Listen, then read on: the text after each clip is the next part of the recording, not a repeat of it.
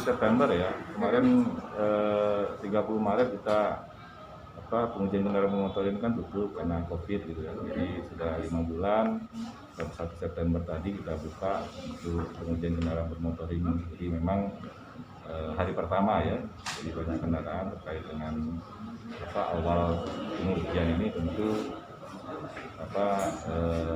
ada keinginan dari pemilik kendaraan untuk melakukan pengujian kendaraan motor hari ini. Dan kita tentu di pengujian kendaraan motor ini memang sudah membuat pembaruan terkait dengan mekanisme pengujian ya.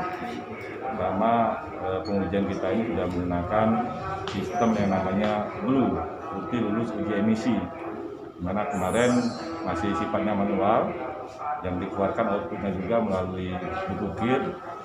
Sekarang diuji melalui sistem yang namanya bukti lulus uji emisi, yang setiap kendaraan harus wajib hadir ke pengujian kita.